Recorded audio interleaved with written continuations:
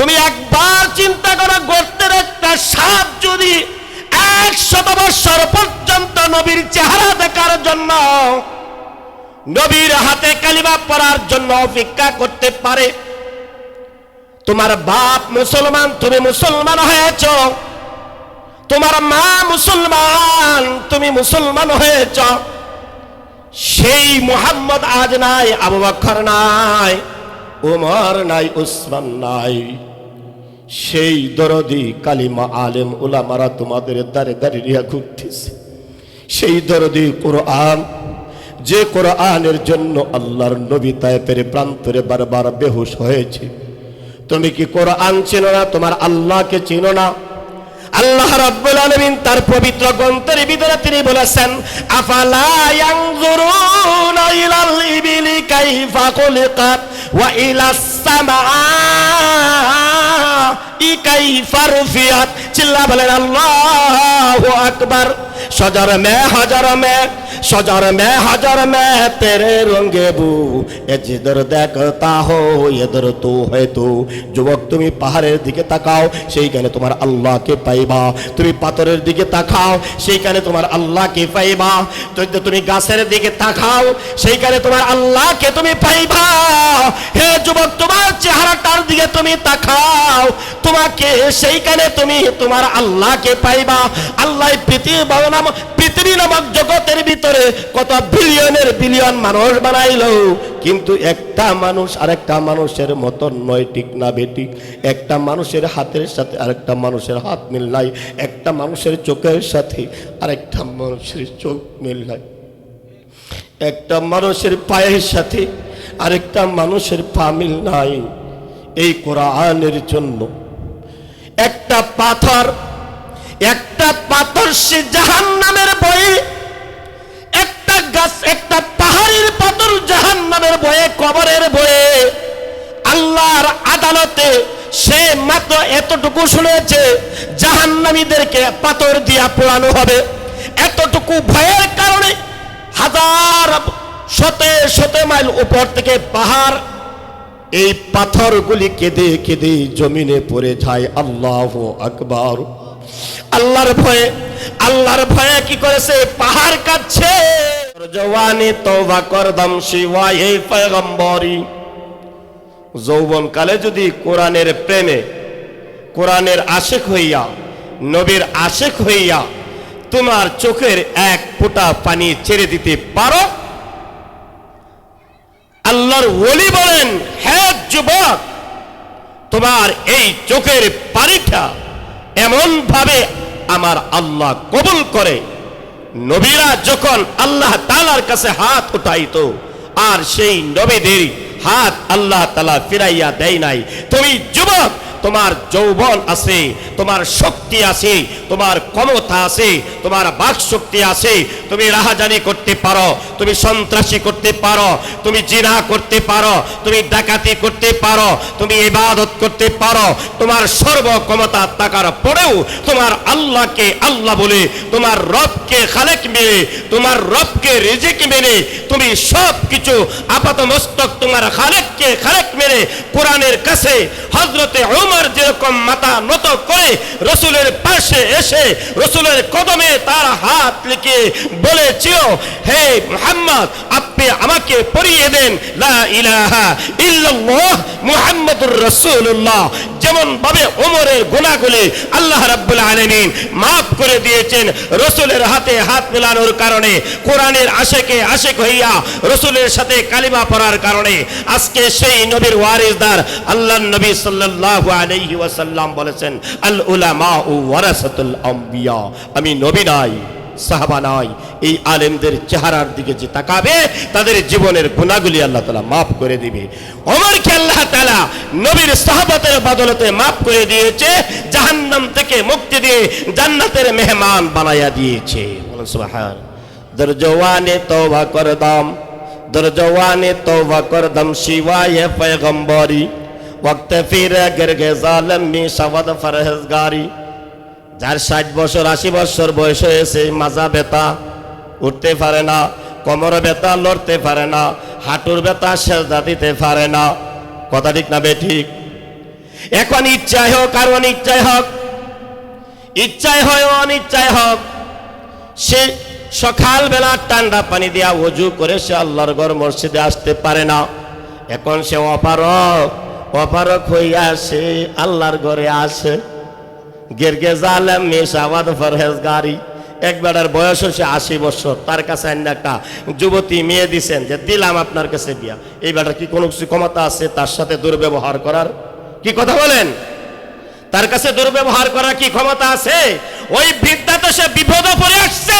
হ্যাঁ যুবক, তোমার ক্ষমতা আছে, ক্ষমতা থাকার পরেও যখন তোমার যৌবনটাকে তোমার সমস্ত পাহেশা থেকে মুক্ত করে আল্লাহর পথে তোমার যৌবনটা ব্যয় করবা, আল্লাহর পথে তোমার শক্তিটা ব্যয় করবা, সেই শক্তি হযরত ওমরের শক্তির সাথে তুলনা করা হয়েছে, সেই শক্তি হযরত আলীর শক্তির সাথে তুলনা করা হয়েছে। সেই তওবা রাসূলের সম্মুখে হযরত ওমর মাথা নত করে যেরকম ভাবে আল্লাহর কাছে প্রিয় হয়েছে, তুমি যদি দুনিয়ার ওই সমস্ত পেরেশানিকে মুক্ত করে তুমি আল্লাহর এই দ্বীনের কোরআনের মহব্বতে আসতে পারো, জানিয়া রাখিও কাল কিয়ামতের ময়দানে তুমি হযরত আবু বকরের সাথে, তুমি হযরত ওমরের সাথে, তুমি হযরত ওসমানের সাথে তোমার জান্নাত হয়ে যাবে। সুবহানাল্লাহ। যুবক, তুমি কি বুঝো না? তুমি কি বুঝো না? তুমি কেন আসো না? ভাবতে পারো? তাহলে ওয়াজ আরম্ভ করার আগের তার একটা ঘটনা বলি। ঘটনা বলবো নাকি? বলবো?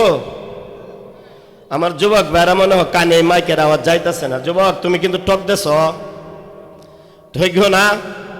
তোমার মতন কত যুবকরে রাস্তায় কোবাই মাইরে ফেলাইতেছে, কথা ঠিক না বেটি? তোমার মতন কত যুবক রাস্তায় অ্যাক্সিডেন্ট ফুরে আছে।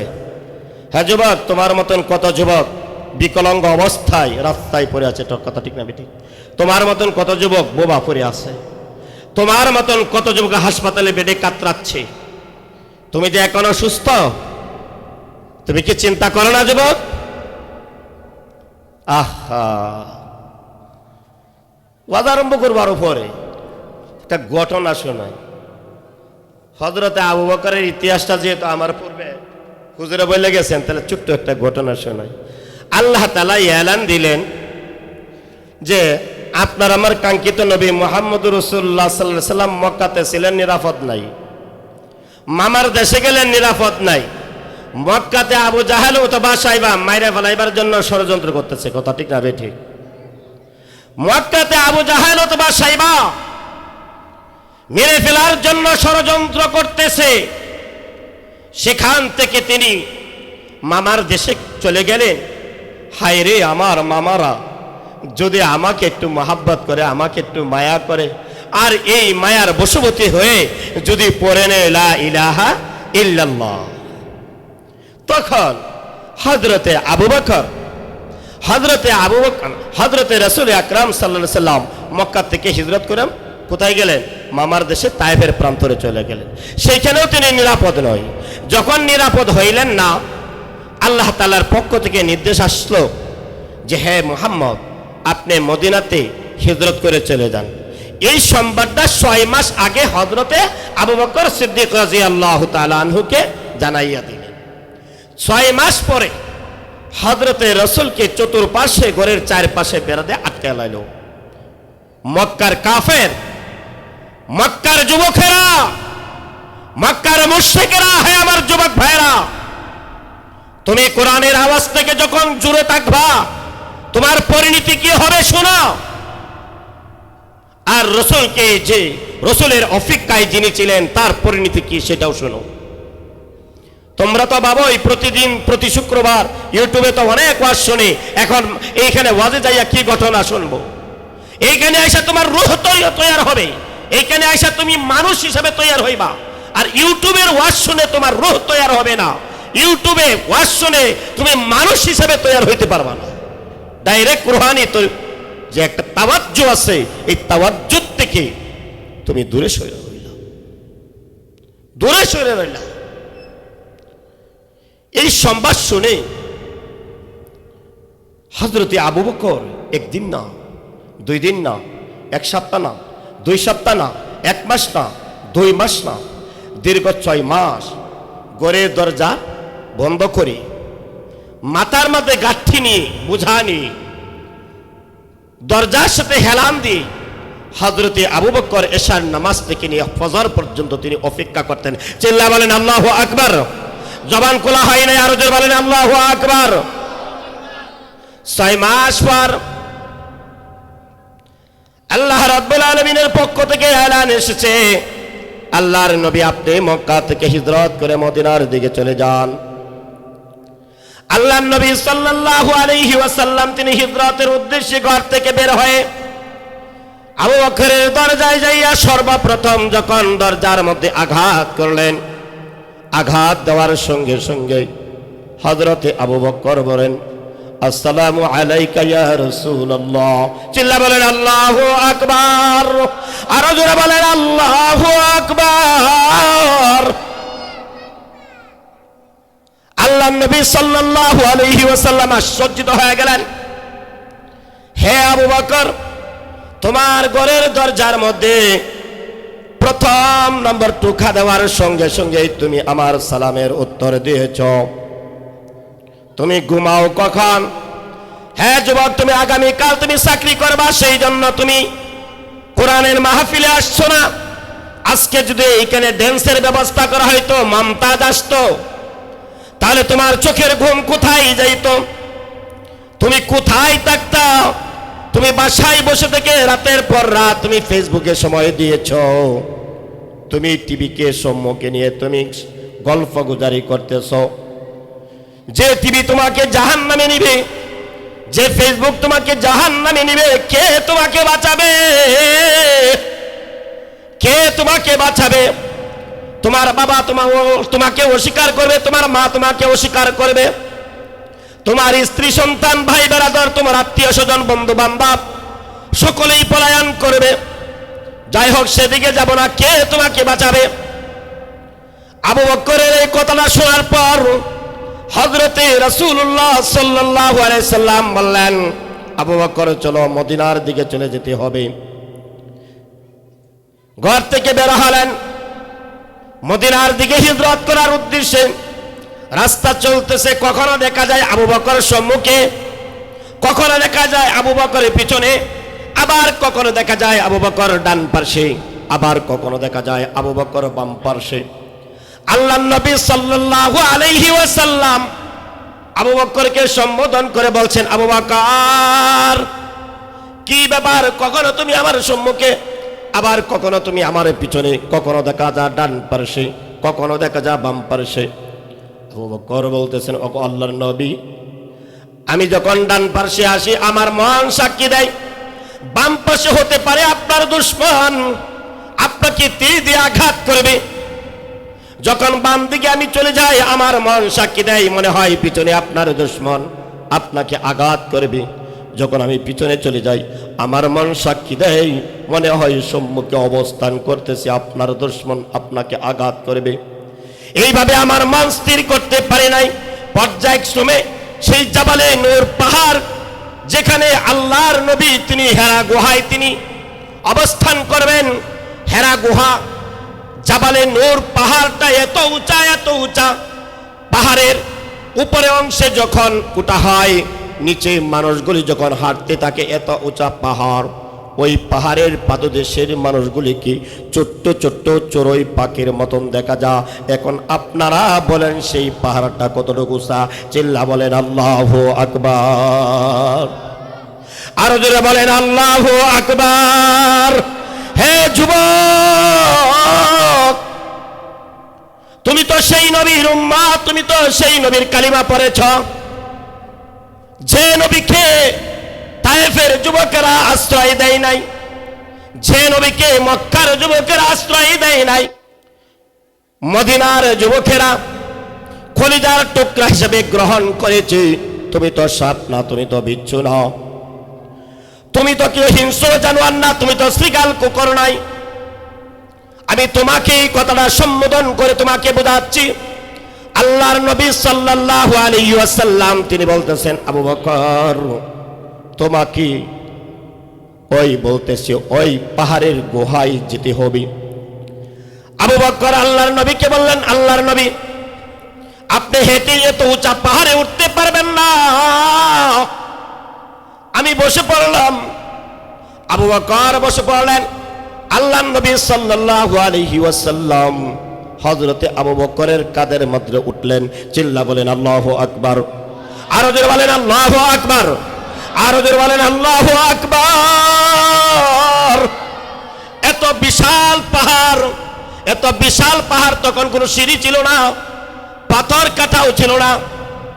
এই বিশাল বিশাল পাহাড়ের উপরে উঠতে হবে, সেখানে গুহা। আল্লাহর নবীকে কাঁধে বহন করে হযরতে আবু বকর বিশাল পাহাড়ের উপরে উঠলেন।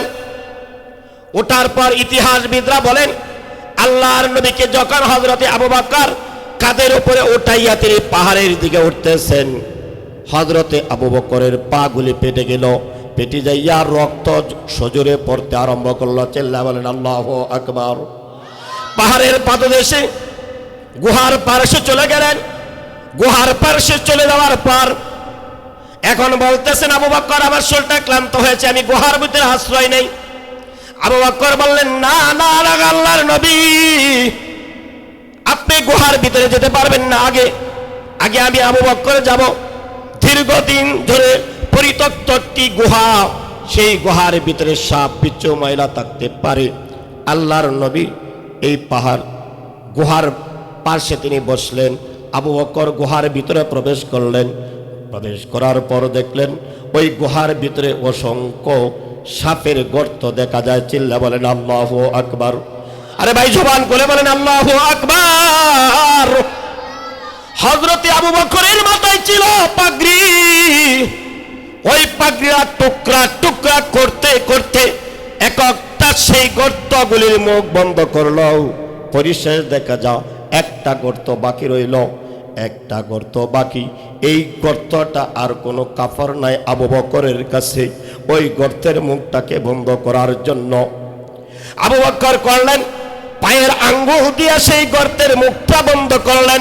বাকি গর্তের মুখগুলি মাথার পাগড়ি দিয়া ছিঁড়ে ছিঁড়ে হযরতে আবু বকর সেই গুহার সমস্ত দরজাগুলি বন্ধ করলেন।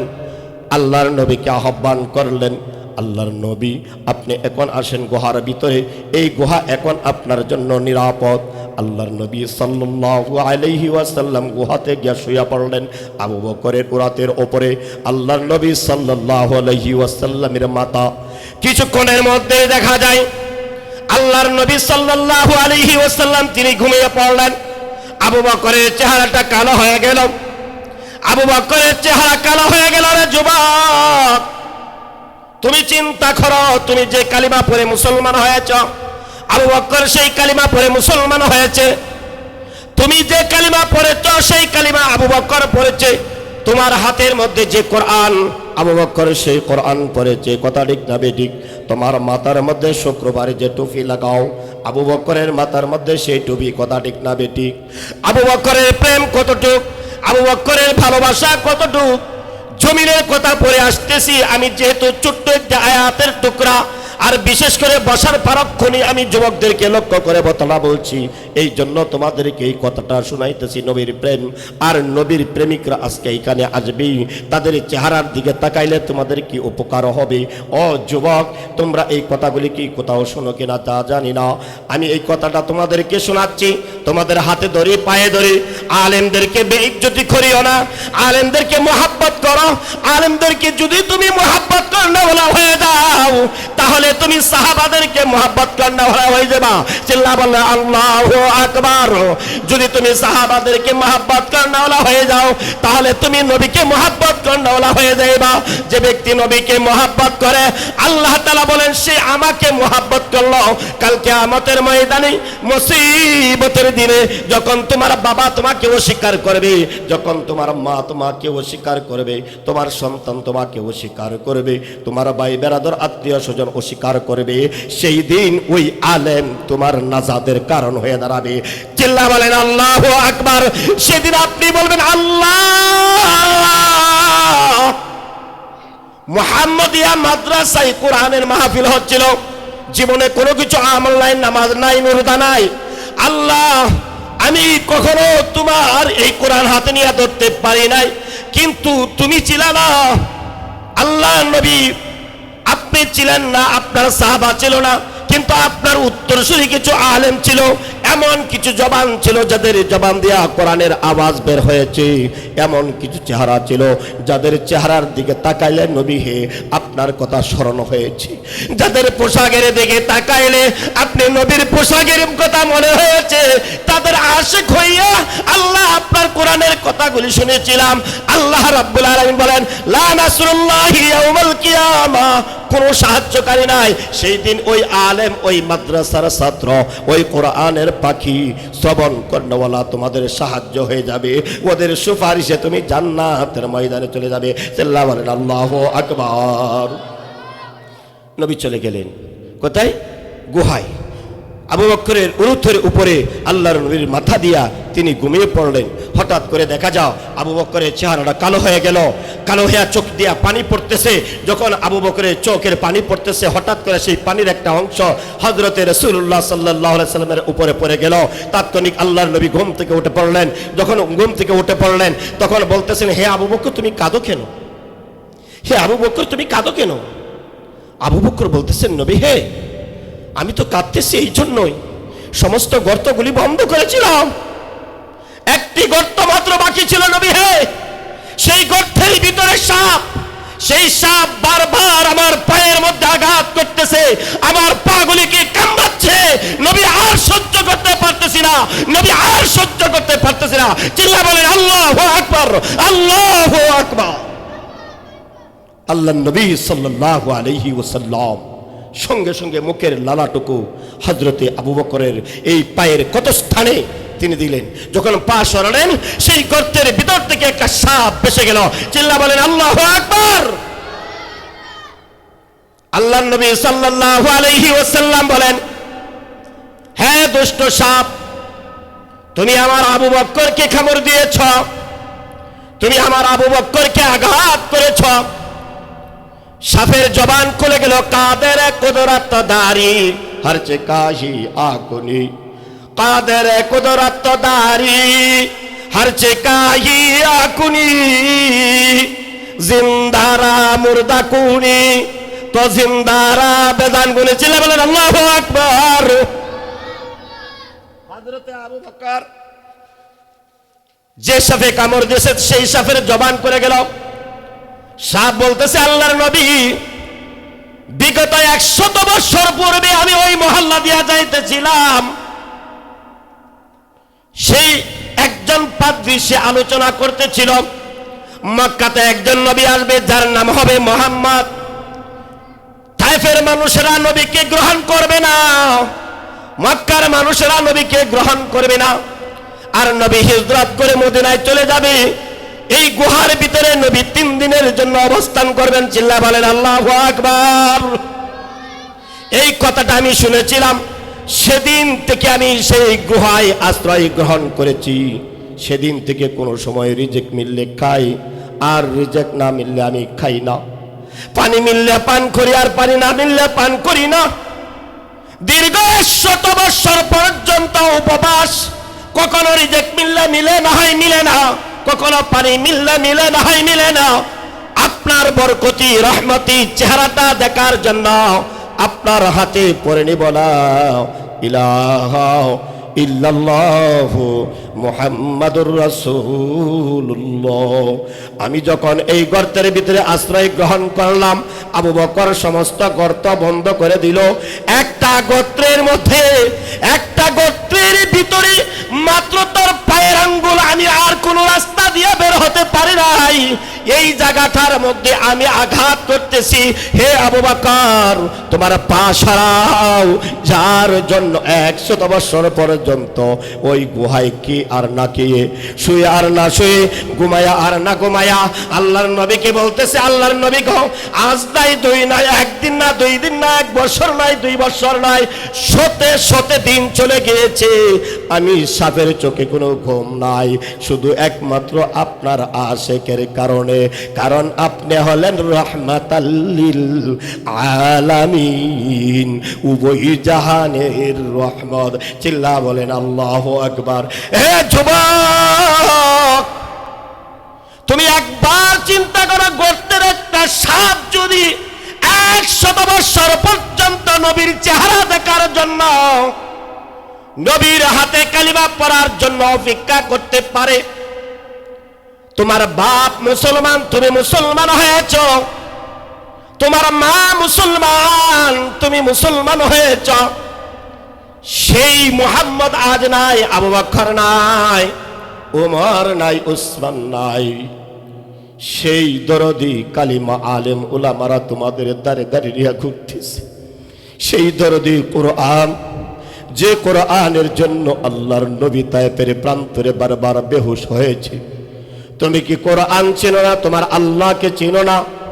আল্লাহ রাব্বুল আলামিন তার পবিত্র গ্রন্থের ভিতরে তিনি বলেছেন, আফালা ইয়ানজুরুনা ইলাল ইবিলি কাইফা খুলিকাত ওয়া ইলাস সামাই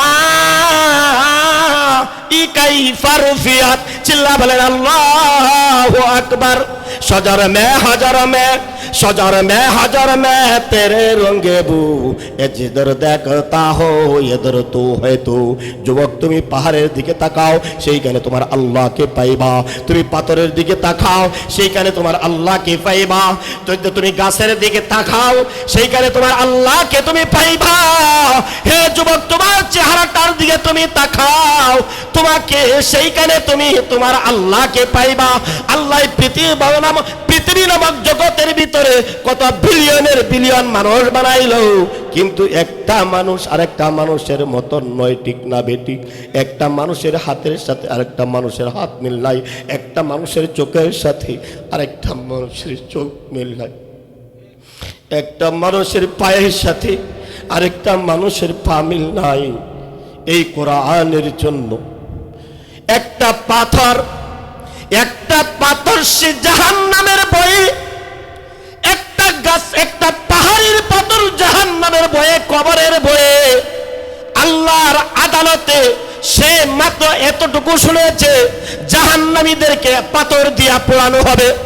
এতটুকু ভয়ের কারণে হাজার শত মাইল উপর থেকে পাহাড়, এই পাথরগুলি কেঁদে কেঁদে জমিনে পড়ে যায়। আল্লাহু আকবার। আল্লাহর ভয়ে কি করেছে? পাহাড় কাঁদছে, জমিন আল্লাহর ভয়ে কাঁদে। আল্লাহর নবী সাল্লাল্লাহু আলাইহি ওয়াসাল্লাম মদিনার মসজিদের মধ্যে উস্তুতি হান্নানায় ডালান দিয়ে তিনি নামাজ পড়াইতেন, খুতবা পড়তেন। সেই একটা কাঠের লাঠি, সেই কাঠের লাঠিটা সে কি করছে? জাহান্নামের ভয়ে কাঁদে। হে যুবক, তুমি কোন পাওয়ারে, তুমি কোন কমাথারা বলে তুমি আল্লাহকে বলে যাইতেছো? কোরআনের কথা তোমার কাছে ভালো লাগে না,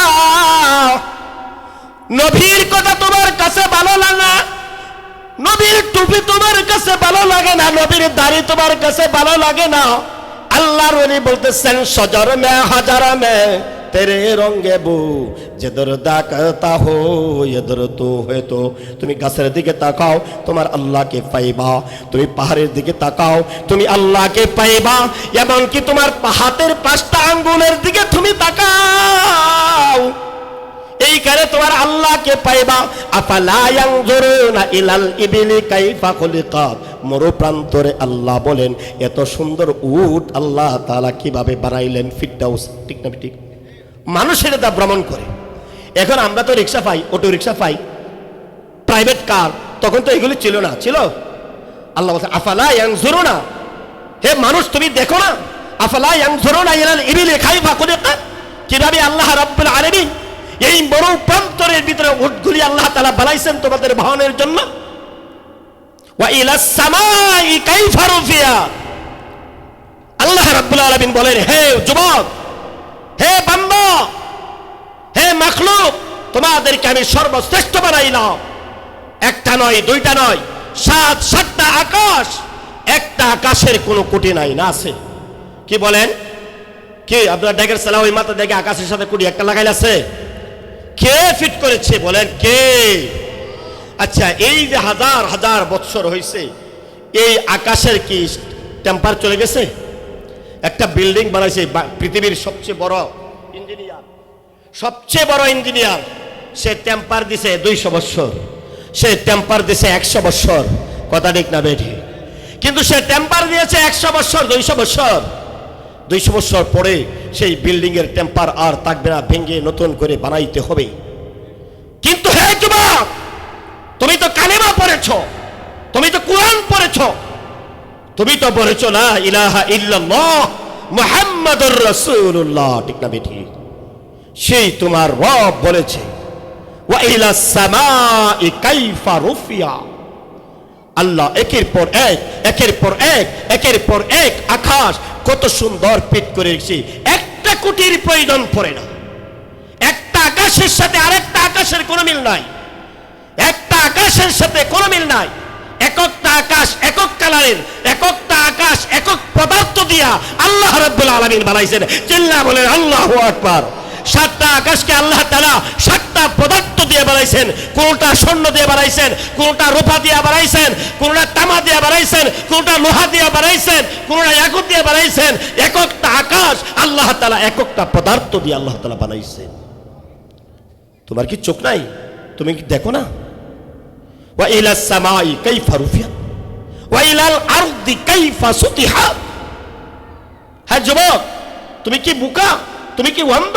তোমার কি চোখ নাই? তোমার কি কান নাই? তুমি কি পাগল? ওয়া ইলাল আরদি কাইফা সুতিহাত। আমি সেই জমিনটাকে কত সুন্দরভাবে তোমার জন্য বিছানা হিসাবে এই যে বিছিয়ে দিলাম সমতল হিসাবে। এই জমিন তুমি যে নাফরমানি করছো, তুমি যে জিনা করতেছো, তুমি যে চুরি করতেছো, তুমি যে বদমাইশি করতেছো, তুমি যে মদ খাইতেছো, তুমি যে এত খারাপ করতেছো, জমিন চুপ, কথা ঠিক না বেঠি? ইয়াউমাইযিন তুহাদ্দিসু আখবারাহা। তুমি জমিনের সাথে তাফালিং করছো। এই জমিনের মধ্যে তাকাইয়া কোরআনের আলোচনা হয়, আর তুমি ফেসবুক চালাও, তুমি টিভি চালাও, আরেক মহিলার দিকে তুমি সুন্দর দিকে তাকাইয়া থাকো। এই চোখ তো আমি দেই নাই। আফালা ইয়ানজুরুনা ইলাল ইবিলি কাইফা খুলিকাত। এই চোখ দেই নাই সুন্দর সুন্দর তোমার স্ত্রীকে রাইখা আরেক স্ত্রীর দিকে তাকাইয়া থাকবা। এই জন্যই তোমাকে চোখ দেই নাই, কথা ঠিক না বেটি? এই জন্য তোমাকে আসসামাই কাইফা রুফিয়া, আমি সাতটা জমিনকে তোমার জন্য সুন্দরভাবে বিছানা হিসেবে দিয়েছি। কেন কেন দিয়েছি? এই জমিনের নিচে তোমাকে যেতে হবে। এই জমিন তোমার সাক্ষী হবে কখন, কোন জায়গায়, কোন মুহূর্তে কি করেছো, সব কিছু কাল কিয়ামতের ময়দানে তোমার সব কিছু প্রকাশ করে দিবে, সব কিছু প্রকাশ করে দিবে। ইয়াউমাইযিন তুহাদ্দিসু আখবারাহা, জমিন মুহাদ্দিস হয়ে যাবে। তুমি কি রাত্রির গভীরে তুমি কোন মেয়ের সাথে প্রেম করছো, তুমি কোন মহিলার সাথে তুমি কি করতেছো, কথা বলছো, তুমি কি ধারণা করছো, মনে ভাবছো তোমাকে কেউ দেখে নাই? না, তুমি সব কিছু রেকর্ডিং হচ্ছে কিরামান কাতিবিনা ইয়ামালুনা তাফআলুন। আর আল্লাহ বলেন ইন্নাল্লাহা আলীমুম বিযাতিস সুদূর, সব কিছু রেকর্ডিং হচ্ছে, তোমার আল্লাহ সব দেখছে। জানো না এই জমিন তরতর করে কাঁপতো, এই জমিন তরতর করে কাঁপতো। তুমি এত আদরে তোমার বাবা তোমার মা তোমাকে বড় করতে যাইয়া কত স্নেহ আর মায়া করেছে।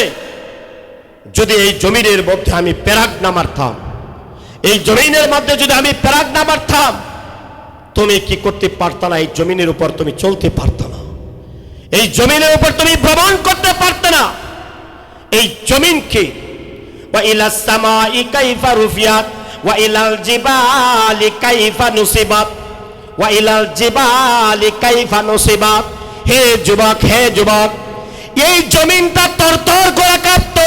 তুমি গুনাহগার, তুমি নাফরমান, তুমি আল্লাহর সাথে বেঈমানি করেছো, আর এই জমিন তোমাকে গ্রাস করে ফেলতো। জমিনকে আমি আল্লাহ তাআলা দিয়েছি। জমিনে হে তুমি চুপ থাকো, পরিশেষ তোমার ভিতরে আসতে হবে। এই জমিনের তলদেশ থেকে কেউ বাঁচতে পারবে না। যুবক হও, তুমি বৃদ্ধা হও, তুমি সুন্দর হও, কালো হও, তুমি শিল্পপতি হও, তুমি যাই কিছু হও, এই জমিনের তলদেশ থেকে কেউ বাঁচার ক্ষমতা নাই, ঠিক না বেঠিক? কাফের মুশরিক বেঈমান হও, তুমি নাস্তিক আর মুরতাদ হও, তুমি হাফেজ আর মুফতি সাহেব হও, তুমি যাই কিছু হও না কেন, এই জমিনের তলদেশ থেকে কেউ বাঁচতে পারবে না। ফামাইয়া আমাল মিসকালা যাররাতিন খায়রান ইয়ারা ওয়া মাইয়া আমাল মিসকালা যাররাতিন শাররান ইয়ারা।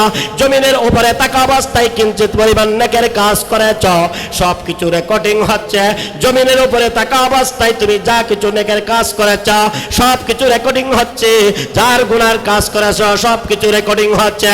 সব কিছু রেকর্ডিং করার পর ইয়াউমাইযিন তুহাদ্দিসু আখবারাহা, তোমার যেদিন তোমার মা বাবা আত্মীয় স্বজন ভাই বন্ধু বেরাদর তোমার স্ত্রী সন্তান আদি যা কিছু আছে তোমাকে অস্বীকার করবে, সেই দিন নীরবে ওই জমিন বলবে, ওরে যুবক, ওই যে সময়ের ভিতরে তুমি এই কাজ করেছিল প্রকাশ করে দিলাম। চিল্লা বলেন আল্লাহু আকবার। আমি আয়াত তেলাওয়াত করেছিলাম ইয়াউমাইযিন তুহাদ্দিসু আখবারাহা, অন্যত্র আয়াত তেলাওয়াত করেছিলাম আফালা ইয়ানজুরুনা ইলাল ইবিলি কাইফা খুলিকাত ওয়া ইলাস সামাই কাইফা রুফিআত। রাসূলের হাদিস আপনাদের আমি বলেছিলাম কি, রাসূলের হাদিসটা আমি বলেছিলাম ইয়াকবিজুল আরদা ইয়াউমাল কিয়ামাতি ওয়া ইয়াতফিস সামাআ বিয়ামিনিহি সুম্মা ইয়াকুলু আনাল মালিক আইনা মুলকুল আরদ। কাল কিয়ামতের ময়দানে ব্যাখ্যা দেওয়ার সময় নাই, যেহেতু আজকের প্রধান আলোচক সারা বাংলাদেশ যিনি আলোচনা করে ঘোরাচ্ছেন, মানুষের করোনা কহরে কোরআনের বাণী নবীর হাদিসের বাণী নিয়ে বারবার তিনি ঘুরছেন, তিনি যেহেতু এসেছেন, এখন তিনাকে সম্মুখে রেখে আমার মতন নালাক অযোগ্য আপনাদের সম্মুখে কথা বলা আমি মনে করি বেয়াদবি, এটা আমি মনে করি বেয়াদবি। রসুলের হাদিসের সারমর্ম কথাটা আমি আপনাদেরকে শুনিয়ে আমার আলোচনা ইতি টানবো। ওমা তৌফিকে ইল্লা বিল্লাহ। কাল কিয়ামতের ময়দানে জমিনকে আকাশকে একবারে তুলার মতন একত্রে, এই যে আমার হাতে যেরকম টিস্যুটা একেবারে এইভাবে একত্রিত করে আল্লাহ তাআলা বলবেন, কি বলবেন? সুম্মা ইয়াকুলু আনাল মালিক, হে দুনিয়ার রাজপ্রাসাদের মালিকেরা কোথায়, হে দুনিয়ার বাদশাহ কোথায় আসো, কোথায় আজ তোমার নেতৃত্ব, কোথায় তোমার কর্তৃত্ব, তোমার আজকে কোথায় তোমার মন্ত্রিত্ব, আজকে তুমি কোথায় তোমার ক্ষমতা, কোথায় তোমার সম্পদ, কোথায় তোমার সন্তানের বাহাদুরি, কোথায় তোমার ক্ষমতার বাহাদুরি, কই? সব শেষ। পাহাড়ের মতন বিশাল হাতের মুঠে নিবেন, এই 7টা আকাশকে আল্লাহ হাতের মুঠে নিবেন, 7টা জমিনকে হাতের মুঠে নিয়ে আল্লাহ তাআলা বলবেন আইনাল মুলুকুল আরদ, আজকে এই দিনের রাজত্ব আমি আল্লাহর। চিল্লা বলেন আল্লাহু আকবার। আমার ভাইয়েরা, আপনাদের সম্মুখে এত লম্বা আলোচনা করা এটা আমার কখনো ইচ্ছাও ছিল না। আমি মাদ্রাসার মুহতামিমকে বলছিলাম, দূর দূরান্ত থেকে যে সমস্ত মেহমানরা আসছেন আমার আলোচনা করার কোনো প্রয়োজন নাই, ওনারা আলোচনা। তারপরে বলতেছে যে হুজুর না, আপনি অল্প সময় হলো কথা বললেন, অল্প সময়, কিন্তু কেনই বা এত সময় উনি এইখানে খাটালেন এটা মোতায়েম সাহেব জানে, আমি জানি না। আমার ইচ্ছা ছিল 15 থেকে 20 মিনিট আপনাদের সঙ্গে কথা বলে আমি ছেড়ে দিব। তারপরে আমার ভাইরা ওই ময়মনসিংহ থেকে আসছে, নেত্রকোনা থেকে আসছে, অনেক বড় বড় মুফতি শাইখুল হাদিস আপনাদের মধ্যে ইনশাআল্লাহ অবস্থান করবেন। আমি আপনাদের খাদেম হিসাবে, আমি এই মসজিদের একজন খাদেম হিসাবে আপনাদেরকে বিনয়ের সাথে একটা অনুরোধ করবো। অনুরোধটা কি রাখবেন না ফালাইয়া দিবেন বলেন? বিশ্বাস হইতেছে না আপনাদেরকে, কথাটা আসতে কইছেন। রাখবেন না ফালাইয়া দিবেন? ইনশাআল্লাহ আমাদের সন্দেহ আছে, সবাই বলছেন না। আরো জোরে বলতে হবে, আরো জোরে বলতে হবে, আরো জোরে বলেন ইনশাআল্লাহ। ইনশাআল্লাহ শেষ পর্যন্ত থাকবো তো ইনশাআল্লাহ।